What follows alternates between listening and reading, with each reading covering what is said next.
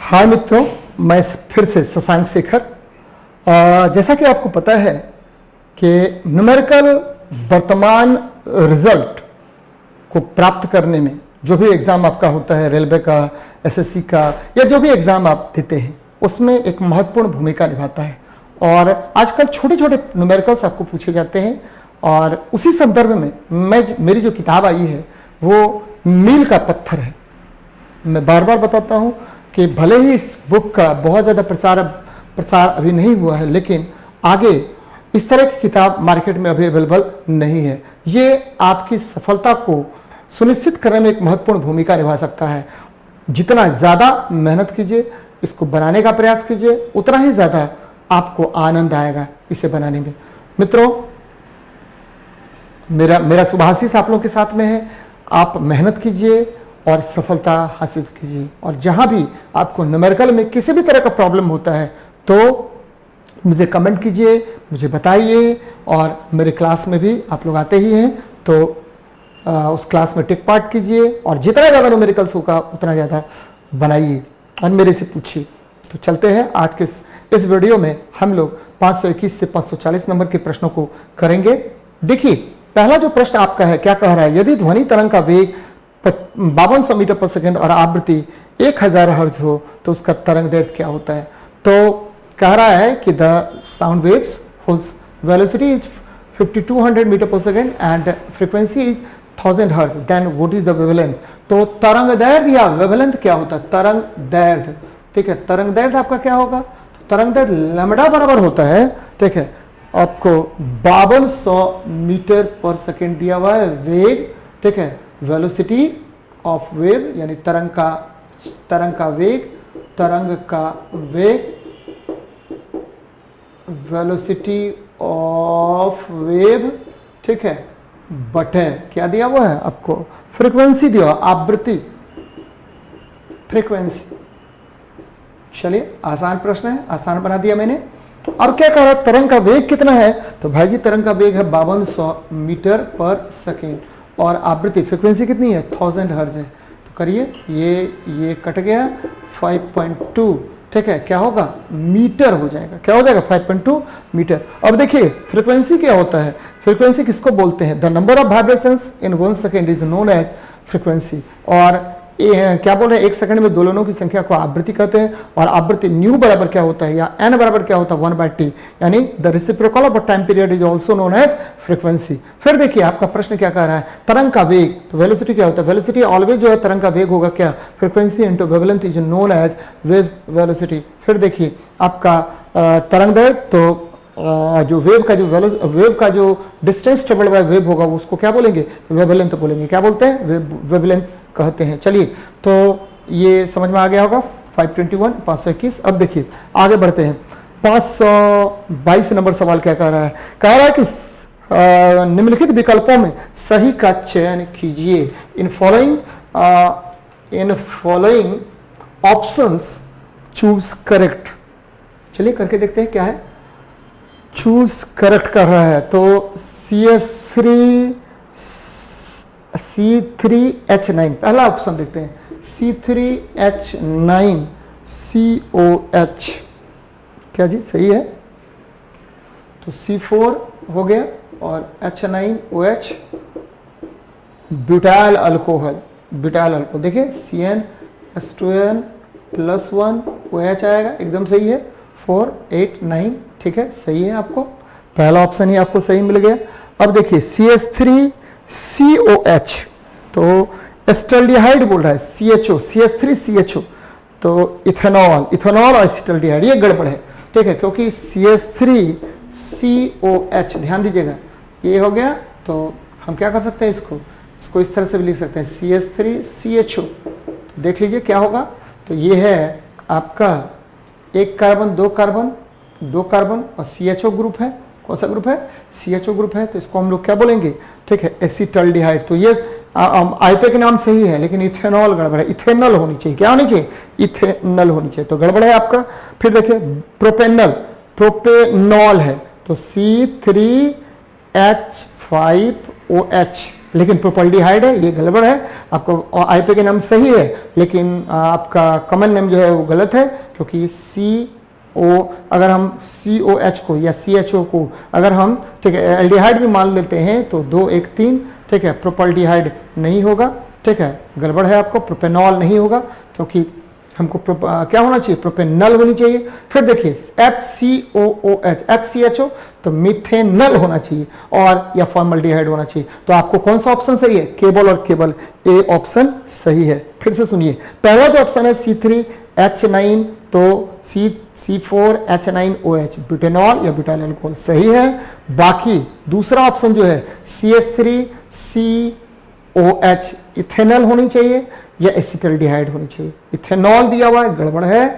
C2H5COH ये जो है 1 और 2 मतलब C2H5OH प्रोपेनॉल गड़बड़ है, प्रोपेनल होनी चाहिए। प्रोपल्डिहाइड ये सही है। HCOH जो है मिथेनल होनी चाहिए, तो ये गड़बड़ है। तो मिथेनल नहीं दिया हुआ, देखिए ऑप्शन में मिथेनॉल है, प्रोपेनॉल है, ये गड़बड़ आपको दे दिया है। तो 522 का क्या हो जाएगा, केवल और केवल ऑप्शन ए सही होगा। कौन सा होगा, ए सही होगा। चलिए आगे बढ़ते हैं, नेक्स्ट प्रश्न पर बात करते हैं। क्या कह रहा है, कह रहा है कि 8 kg द्रव्यमान की वस्तु पर एक नियत बल 2 सेकंड के लिए कार्य करता है, तो वस्तु का वेग तो कह रहा है कि on the mass of 8 kg body force acting for 2 second at its velocity becomes 5 metre per second to 9 metre per second, then what is the force acting on the body. आसान प्रश्न है। तो बल क्या होता है, बल की परिभाषा न्यूटन के पहले गति नियम से, the definition of force is given by first equation, first law of motion by Newton, and its expression is given by second law of motion. मतलब द्वितीय गति नियम के आधार पर हमको बल की परिभाषा दी गई है, बल का व्यंजक दिया गया। तो F बराबर क्या होता है, ma, तो m इंटू ए का वैल्यू क्या होगा, v माइनस यू अपॉन क्या हो गया, t हो गया। पुट कर दीजिए, m का वैल्यू कितना kg है, तो m का वैल्यू है, देखिए m का वैल्यू है 8 kg इंटू v का वैल्यू कितना है, तो 9 माइनस 5 अपॉन क्या हो गया, तो ये हो गया 2। तो कर लीजिए 8 इंटू, ठीक है, 5 में से 9 में से 5 गया 4 अपॉन 2 यानी 16 न्यूटन। कितना न्यूटन हो जाएगा, 16 न्यूटन हो जाएगा। तो ध्यान में रखिए F बराबर ma, तो इसके आधार पर मैंने इसको कैलकुलेट कर दिया। चलिए आगे बढ़ते हैं। तो क्या कह रहा है, 1 किलोवाट आवर। तो जब भी 1 किलोवाट आवर की बात करते हैं तो 1 किलोवाट आवर, ध्यान दीजिएगा 1 किलोवाट आवर, तो ध्यान दीजिए 1 किलो का मतलब क्या हुआ, 10⁻3, वाट का मतलब क्या हो गया, वाट ही रहने दीजिए, और गुना आवर को हमने सेकेंड में बदल लेना है, सेकेंड में इसको बदल लीजिए। आवर को किसमें बदल लीजिए, सेकेंड में बदल लीजिए। तो आवर को सेकेंड में, तो 3600 सेकेंड हो गया। तो देखिए वॉट इंटू सेकेंड बराबर क्या होता है, जूल होता है। तो वॉट इंटू सेकेंड जूल, तो 10⁻3 गुना 3600 गुना वॉट इंटू सेकेंड, तो जूल हो गया। अब देखिए 3.6 इंटू 10⁻3 गुना 10⁻3, ठीक है, जूल हो गया। 10⁻3 क्या हो जाएगा, 3.6 इंटू 10⁻6 जूल हो गया। तो 1 किलोवाट, इसी को बोलते हैं यूनिट बोलते हैं, इसी को बोलते हैं वॉट बोलते हैं, बोर्ड ऑफ ट्रेड यूनिट कहा जाता है। क्या कहा जाएगा, बोर्ड ऑफ ट्रेड यूनिट। तो प्रश्न में देखिए 3.6 इंटू 10⁻6 जूल, तो बी ऑप्शन है आपका। कौन सा ऑप्शन है, बी ऑप्शन आपका क्या है, सही है मित्रों। चलिए 524 का आंसर क्या हो जाएगा, बी नंबर होगा। चलिए आगे बढ़ते हैं। 525 नंबर देखिए, एक कार एक पहाड़ी मार्ग से गिरकर 0.6 सेकंड में भूमि पर पहुंचता है। A car on mountain road dropped, ठीक है, dropped 0.6 second taken to reach on to the ground, then what is the velocity of the car when it is, ठीक है, when it is touch to ground. कोई problem नहीं है। तो देखिए क्या कह रहा है कि ये आपका माउंटेनिंग रोड है, यहां से गिर गया, कार आपका है, ये कार है भाई साहब, कार गिर गया, इसको आने में पृथ्वी पर कितना लगा, 0.6 सेकेंड लगा। कितना सेकेंड है, 0.6 सेकेंड। आपको तो आपको पता है, क्या पता है, v बराबर u प्लस क्या होता है, gt होता है। चूंकि जब यहां पर इनिशियल स्टेज में था तो u का मान कितना था, 0 था, ठीक है, और u का मान 0 नहीं, ठीक है, यहाँ पर u का मान 0 था। और ये जब टकरा रहा है उस समय वेग का मान बोल रहा है, टकराने के बाद नहीं बोल रहा है, टकराने के समय बोल रहा है कि जब टकरा रहा है। तो देखिए u का मान 0 कर लीजिए, प्लस जी का मान आपको दिया हुआ प्रश्न में कितना 10, और कितना सेकंड आने में लगा है 0.6 सेकंड लगा है, तो क्या हो जाएगा 10 × 6 यानी 6 मीटर पर सेकेंड। तो ऑप्शन में देखिए क्या होगा, 6 मीटर पर सेकेंड गड़बड़ है, बी भी ऑप्शन गड़बड़ है, सी भी ऑप्शन गड़बड़ है, डी ऑप्शन देखिए, डी आपका आंसर सही हो गया। क्या हो जाएगा, डी नंबर आंसर हो जाएगा। तो 525 का क्या होगा, डी नंबर होगा। चलिए आगे बढ़ते हैं। नेक्स्ट देखिए, निम्नलिखित में इसको पूरा कीजिए, ठीक है। कंप्लीट फॉलोइंग, द्रव्यमान गुना त्वरण, मास इनटू एक्सेलरेशन।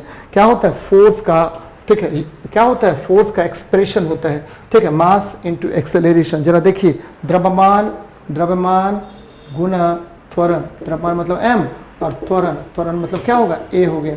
तो ये किसके बराबर होगा, तो F के बराबर होगा, बल के बराबर होगा, द्रव्यमान गुना त्वरण। फिर देखिए आपका बल के बराबर होगा। यहाँ देखिए, यहाँ जो आपका दिया हुआ है प्रश्न में क्या क्या दिया हुआ है, संवेग क्या होता है, संवेग P बराबर होता है m × v होता है, संवेग P बराबर m × v, यानी द्रव्यमान गुना वेग यानी मास इनटू वेलोसिटी को हम लोग बोलते हैं क्या, संवेग कहते हैं। क्या कहेंगे, संवेग कहते हैं। फिर देखिए आपका क्या हो रहा है, तो विस्थापन किसको बोलते हैं, तो the shortest path between initial and final point is known as displacement, यानी दो क्रमागत बिंदुओं के बीच यानी प्रारंभिक तथा अंतिम बिंदु के बीच की न्यूनतम दूरी को हम क्या कहते हैं, विस्थापन कहते हैं। फिर देखिए दाब क्या होता है, दाब होता है बल बटा क्षेत्रफल। दाब बराबर क्या होगा, फोर्स अपॉन एरिया। फोर्स क्या हो गया, न्यूटन, और एरिया होगा मीटर स्क्वायर। न्यूटन पर मीटर स्क्वायर को ही हम पास्कल कहते हैं। क्या कहते हैं, पास्कल कहते हैं। तो ये आपको ध्यान में रखनी चाहिए। तो आंसर क्या हो जाएगा, द्रव्यमान गुना त्वरण, यानी बल आपका आंसर हो गया। क्या हो जाएगा, बल आपका आंसर हो गया। ठीक है, चलिए तो आगे बढ़ते हैं। 527 नंबर प्रश्न देखते हैं क्या कह रहा है। एक पारंपरिक रॉकेट में ईंधन खपत की दर कितनी होती है। ध्यान दीजिएगा मेरी बात को। एक पारंपरिक रॉकेट में, अभी तुरंत बताए थे कि एक पारंपरिक रॉकेट में जो उत्सर्जन दर होता है वो, ठीक है, 4000 मीटर पर सेकेंड होता है। जो बाहर निकलता है उत्सर्जन की दर, उसका जो वेग होता है, यानी आपका फ्यूल जो निकलेगा। तो जब भी रॉकेट की बात आएगी तो ध्यान में रखिएगा 9000 kg पर सेकेंड आपका फ्यूल उसमें जलता है। देखिए रॉकेट जरा बना लेते हैं हम लोग। ये रॉकेट है, रॉकेट जब भी बात करते हैं ये चैम्बर है, ध्यान दीजिएगा। ये जो ऊपर वाला बॉडी होता है इसको कॉकपिट कहते हैं। क्या कहते हैं, कॉकपिट कहते हैं। और रॉकेट में जो ये फ्यूल चैम्बर है और यहाँ है ऑक्सीडाइजर है, ऑक्सीडाइजर, और दोनों मिल करके क्या बनाता है, दोनों मिलके बनाता है क्या बनाएगा, प्रोपेलेंट बनाएगा। और जब भी प्रोपेलेंट की बात करेंगे तो ध्यान में रखिएगा प्रोपेलेंट में आइदर सॉलिड होगा या लिक्विड होता है। ध्यान में रखिएगा, सॉलिड होता है या लिक्विड होता है। तो रॉकेट में जो ईंधन प्रयुक्त होता है उसे प्रणोदक कहते हैं। क्या कहते हैं, प्रणोदक। और ईंधन कितने प्रकार का, तो ये हो गया ठोस और ये द्रव होता है, ठोस ईंधन और द्रव ईंधन। और इसमें से जब, ठीक है, आपको जलेगा, ये जो ईंधन जलेगा, ईंधन के जलने की दर जो है 9000 kg पर सेकेंड है। और इससे जो, ठीक है, उत्सर्जन निकलेगा, स्मोक निकलेगा, वो स्मोक का जो रेट होता है 4000 मीटर पर सेकेंड निकलता है। 4000 मीटर पर सेकेंड ये थ्रस्ट लगाता है। ध्यान में रखिएगा कि रॉकेट जो है वह, ठीक है, कंजर्वेशन ऑफ लीनियर मोमेंटम, रैखिक संवेग संरक्षण की दर पर आधारित है। रैखिक संवेग संरक्षण पर आधारित है, संरक्षण पर आधारित है। रैखिक संवेग संरक्षण सिद्धांत पर बेस्ड है, आधारित होता है। तो आपका रॉकेट किस सिद्धांत पर आधारित है, रैखिक संवेग संरक्षण पर। और क्या हो जाएगा आंसर इसका, तो सी नंबर ऑप्शन हो जाएगा। कौन सा हो जाएगा, सी नंबर ऑप्शन होगा। ध्यान में रखिएगा, ठीक है। तो रॉकेट में जो फ्यूल आपका यूज्ड होता है वो या तो सॉलिड होगा या लिक्विड होगा, दोनों को मिला दीजिए सॉलिड लिक्विड को, तो प्रोपेलेंट बोलते हैं। प्रोपेलेंट सॉलिड या लिक्विड होता है। जनरली आजकल जो रॉकेट है उसमें हम लोग द्रव नाइट्रोजन और द्रव ऑक्सीजन का प्रयोग करते हैं। द्रव हाइड्रोजन और द्रव ऑक्सीजन का प्रयोग करते हैं। किसके रूप में, द्रव हाइड्रोजन हो गया फ्यूल के रूप में, और ठीक है, द्रव ऑक्सीजन हुआ ऑक्सीडाइजर के रूप में। लेकिन अगर ठोस ईंधन की बात करें तो एसटीपीवी का प्रयोग करते हैं। हाइड्रोक्साइल टर्मिनेटेड पॉलीब्यूटाडाइन का प्रयोग हम लोग सॉलिड फ्यूल के रूप में करते हैं। और हाइड्रोजन पेरोक्साइड का उपयोग हम लोग करते हैं किसके रूप में, तो ऑक्सीडाइजर के रूप में। तो ध्यान में रखना चाहिए आपको। चलिए आगे बढ़ते हैं। अब 528 नंबर प्रश्न देखिए क्या कह रहा है कि एक जूल जो होता है वो किसके बराबर होगा। तो एक जूल बराबर होता है 1 kg मीटर स्क्वायर पर सेकेंड होता है। ध्यान दीजिएगा 1 kg मीटर स्क्वायर पर सेकेंड होता है। या ठीक है, आपको पता है कार्य W बराबर होता है क्या, W बराबर होता है बल इंटू विस्थापन।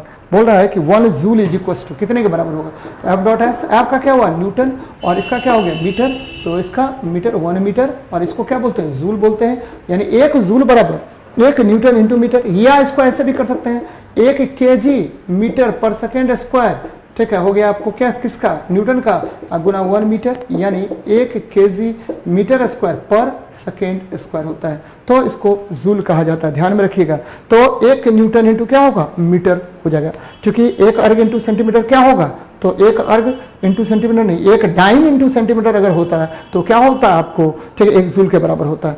एक क्या बोलते हैं 1 अर्ग के बराबर होता है, एक dyne into 1 dyne into 1 centimetre बराबर क्या होता है 1 अर्ग होता है। लेकिन यहाँ जूल पूछ रहा है तो 1 जूल बराबर 1 न्यूटन इंटू मीटर, यानी आपका ऑप्शन क्या हो जाएगा ए नंबर आंसर होगा। कौन सा होगा, ए नंबर आंसर होगा। चलिए, तो ये समझ में आ गया होगा, ध्यान में रखिएगा। चलिए आगे बढ़ते हैं, नेक्स्ट प्रश्न देखते हैं। एक निश्चित द्रव्यमान की किसी वस्तु को भूमि से 5 मीटर की ऊंचाई पर उठाया जाता है तो स्थितिज ऊर्जा 2000 जूल है, तो वस्तु का द्रव्यमान ज्ञात करें। देखिए, अ बॉडी which is ठीक है bringing to a height 5 meter above from the surface of earth and its potential energy becomes 2000 joule, then find out the mass of the body, यानी वस्तु का द्रव्यमान ज्ञात करने के लिए कह रहा है। तो आसान प्रश्न है, करके देख लेते हैं। देखिए क्या कह रहा है कि एक निश्चित द्रव्यमान की वस्तु को 5 मीटर, तो 5 मीटर के ऊपर ले गए भाई जी, ये 5 मीटर। तो आपको पता है कि पोटेंशियल एनर्जी क्या होता है, पोटेंशियल एनर्जी PE बराबर mgh। ध्यान दीजिएगा जरा, इस प्रश्न में क्या क्या दिया हुआ है, ये 2000 जूल दिया हुआ है, ठीक है, और आपका क्या दिया हुआ है, मास नहीं दिया हुआ है, निकालना है, और स्थितिज ऊर्जा दिया हुआ है, कोई प्रॉब्लम नहीं। आपको पता है ये क्या है जी, m इंटू जी क्या हुआ, ये ऊपर लेके गए, तो ये तो बल है, बल या भार है mg, इसी को बोलते हैं फोर्स, या क्या बोलेंगे mg बोलेंगे, तो इसको ले लीजिए, ठीक है, w इंटू जी। अब वेट निकाल लेते हैं, वेट बराबर या भार बराबर या बल बराबर, ठीक है, क्या हो जाएगा 2000 अपॉन जी का वैल्यू देखिए कितना है, जी का वैल्यू तो mg, तो w इंटू क्या किए h किए, तो h कर लीजिए, ठीक है, तो h का कितना है 5 मीटर है, काट दीजिए 400, ठीक है, न्यूटन। तो नीचे को कितना न्यूटन बल लगेगा, 400 न्यूटन बल लगेगा। ध्यान दीजिएगा, तो W बराबर क्या होता है mg, यही बल होता है, वह बल जिससे किसी वस्तु को पृथ्वी अपने केंद्र की ओर खींचती है। फिर से रिपीट कर रहा हूं कि potential energy mg into h कर लेंगे, और h का वैल्यू दिया हुआ है, mg मतलब फोर्स होता है, और या वेट ऑफ द बॉडी होता है, और हमको क्या निकालना है, वेट निकालना है, तो वेट बराबर क्या होगा आपका जितना भी काइनेटिक पोटेंशियल एनर्जी उसमें कंजर्व होता है वो अपन क्या कर दीजिए, हाइड कर दीजिए, उसके आधार पर निकालेंगे। तो देखिए आंसर क्या होगा, तो बी नंबर ऑप्शन होगा। कौन सा होगा, बी नंबर ऑप्शन आपका 400 न्यूटन हो जाएगा। चलिए आगे बढ़ते हैं, 530 नंबर सवाल देखिए। एक घर में एक माह में 900 गुना 10⁶ जूल ऊर्जा खपत होती है, इकाई में कितनी ऊर्जा लगेगी, कोई प्रॉब्लम नहीं है भाई जी। क्या कह रहा है कि in a house in a month 900 into 10⁶ joule energy is, ठीक है, इज कंज्यूम्ड, देन,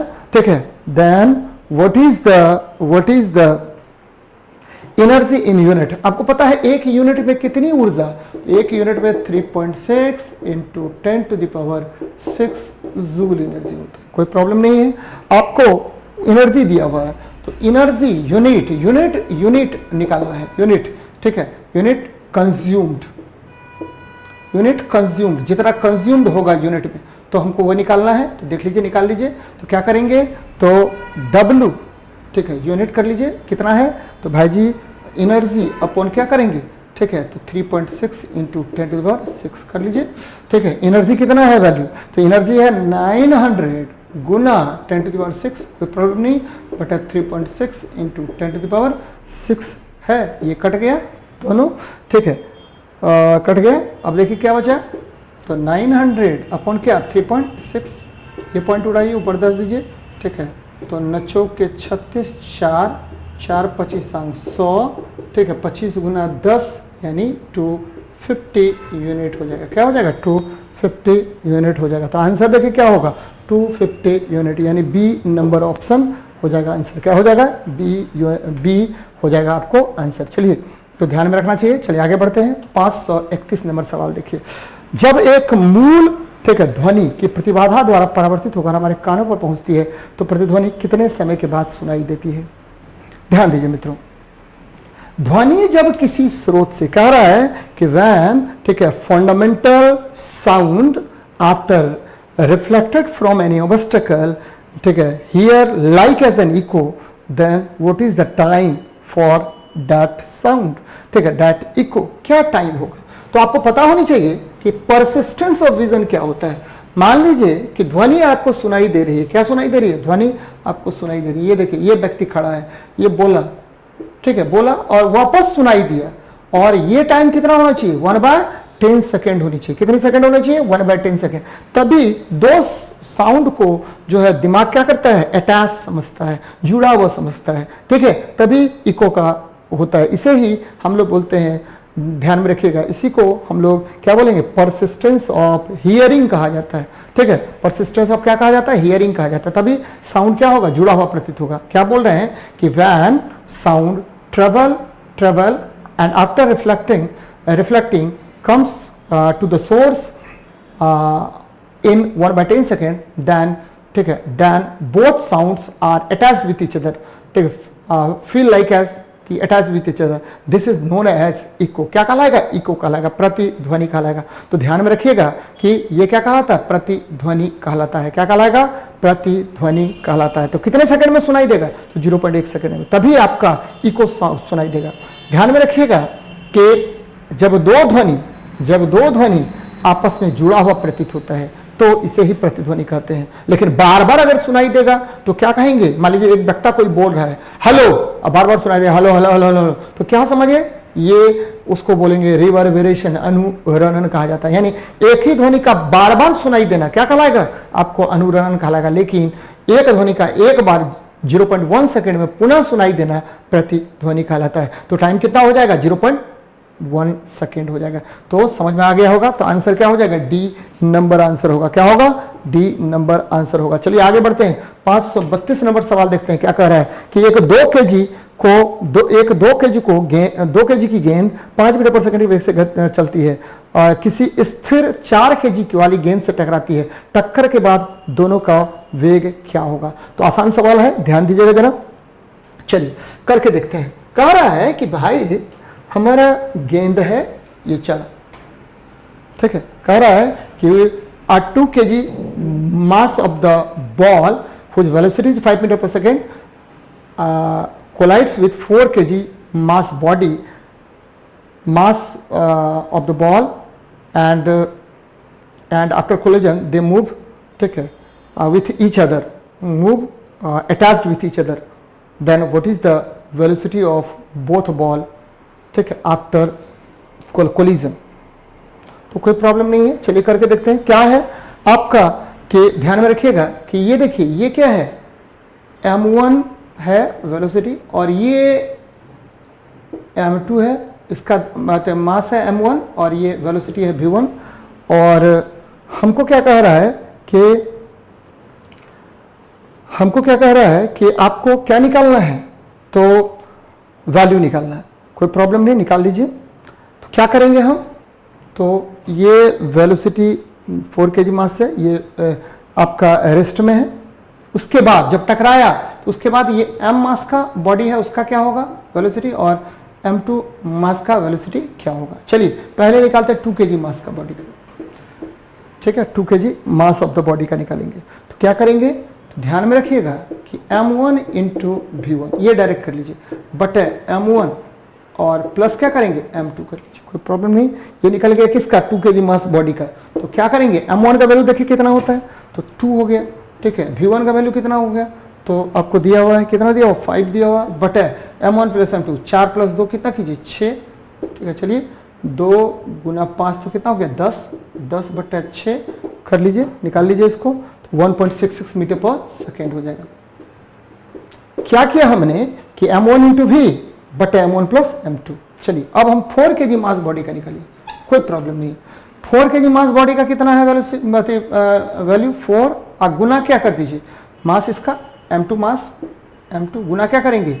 अब v1 ही रहने दीजिए, बटे वही चूंकि इम्पैक्ट डाल रहा है उस पर, और m1 प्लस क्या कर दीजिए m2।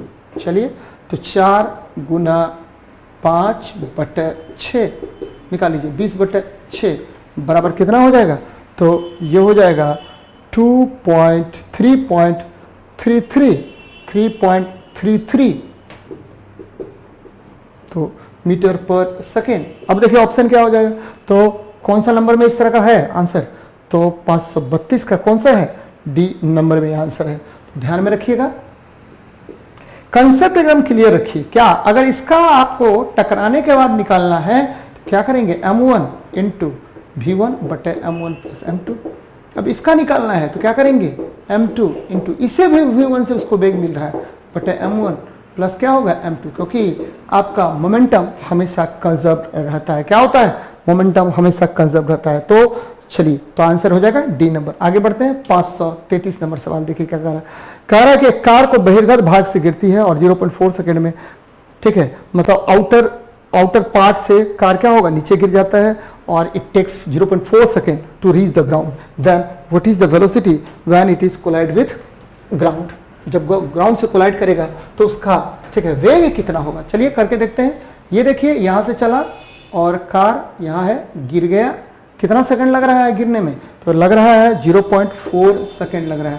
तो भाई जी आपको पता है v बराबर क्या होता है, u प्लस gt होता है। u प्लस gt कर लीजिए, u का वैल्यू 0 प्लस g का वैल्यू कितना होता है 10 दिया हुआ प्रश्न में, और कितना समय लगा 0.4, तो जब टकराएगा तो उस समय वेग क्या होगा 4 मीटर पर सेकेंड होगा। तो ध्यान में रखिए 4 मीटर पर सेकेंड। तो ऑप्शन देखिए, तो सी नंबर ऑप्शन आपको 4 मीटर पर सेकेंड है। चलिए आगे बढ़ते हैं, 534 नंबर सवाल देखिए क्या कर रहा है। एक कार को बहिर्गत भाग से गिरती है और 0.1 सेकेंड में जमीन पर गिरती है, तो क्या होगा। सेम सवाल है, यहां पर देखिए क्या कह रहा है कि a car dropped from outer part and reaches to the ground in 0.1 second. तो टी का वैल्यू कितना दिया, 1 सेकेंड कर दीजिए, 1 सेकेंड में वो गिरता है। तो आपको पता है वेलोसिटी v बराबर क्या होता है, u प्लस क्या करेंगे gt, तो u का वैल्यू 0 है प्लस g का वैल्यू 10 गुना 1 कर दीजिए, कितना, जब टकराएगा वो भूमि से तो उसका वेग कितना होगा 10 मीटर पर सेकेंड होगा। देखिए 10 मीटर पर सेकेंड कौन सा आंसर है, तो 10 मीटर पर सेकेंड कौन सा आंसर है, तो आपका ए नंबर ऑप्शन है। कितना नंबर है, ए नंबर ऑप्शन है। चलिए आगे बढ़ते हैं, नेक्स्ट प्रश्न देखिए क्या कर रहा है। ओम के नियम के अनुसार क्या होगा, तो आपको पता है ओम का नियम क्या कहता है, ओम का नियम कहता है, ठीक है, ओम के नियम के अनुसार क्या सही है, ठीक है, from Ohm's law what is correct. देखिए क्या है, तो ओम के नियम के अनुसार क्या होगा, तो आपको पता है, क्या पता है कि किसी चालक के दो बिंदुओं के बीच का विभवांतर उससे प्रवाहित धारा का समानुपाती होता है। ठीक है,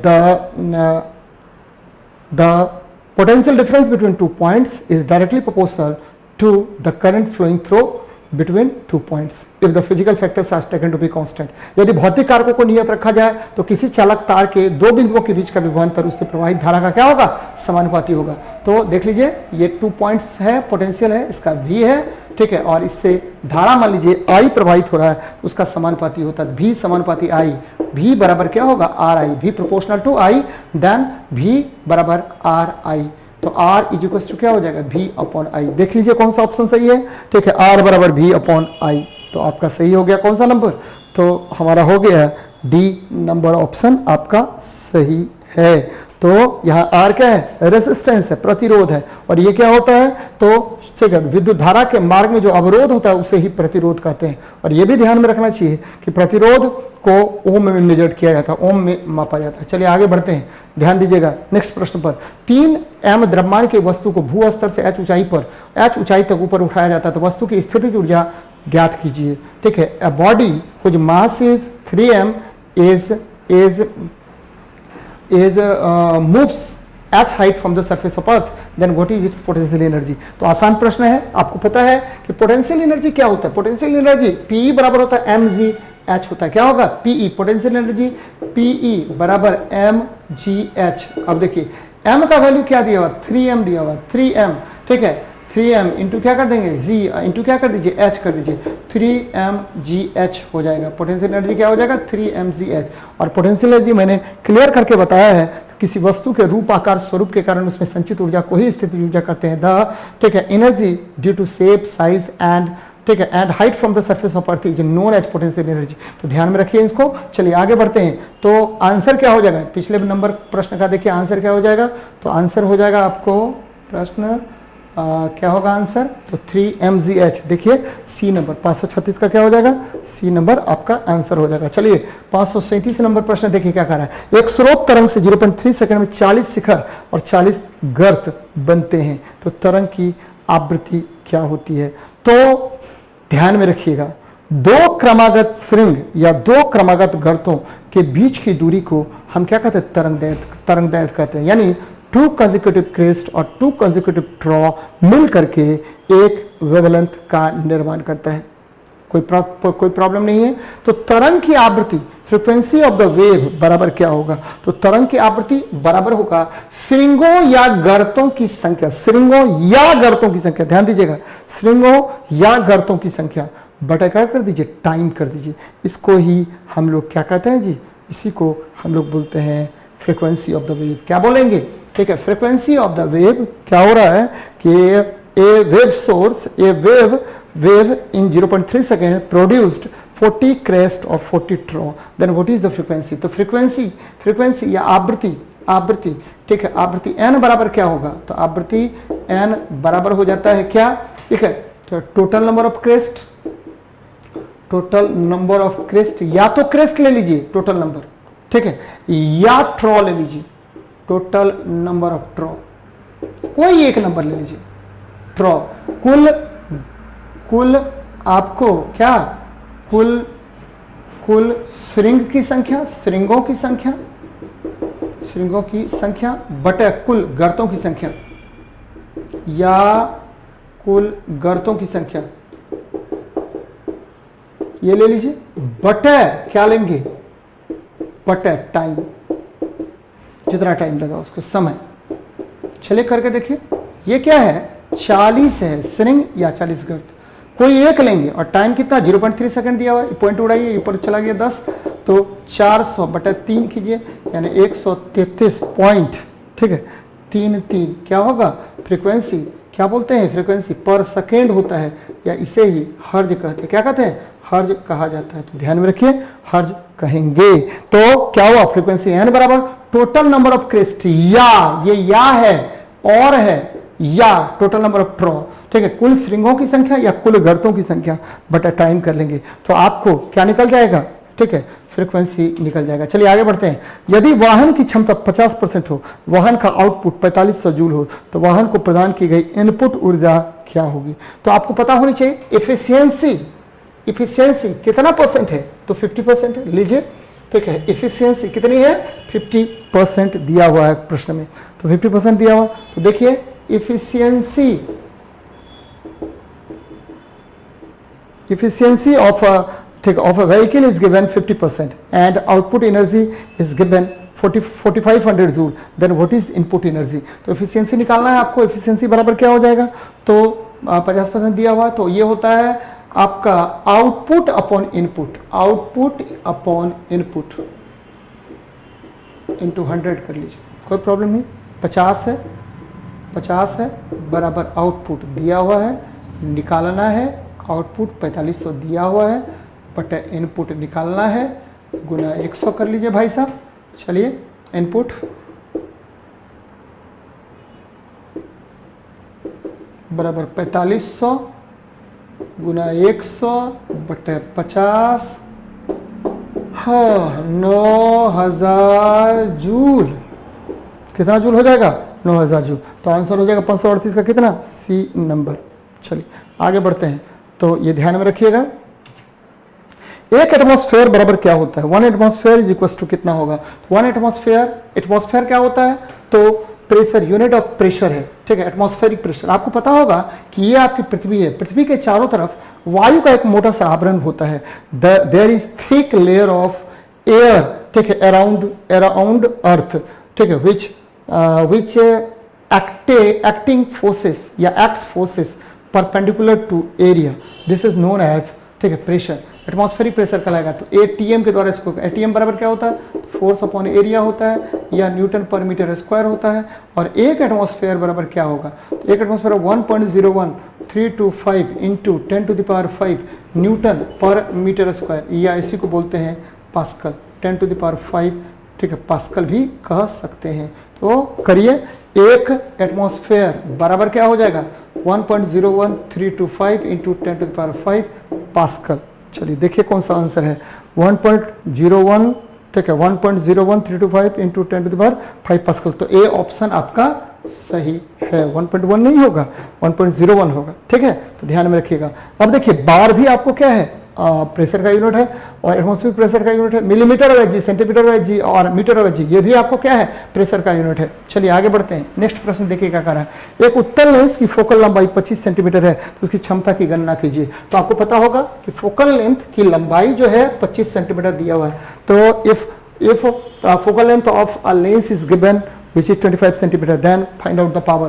तो पावर निकालना है, P बराबर क्या होता है 100/F होता है, ध्यान में रखिएगा।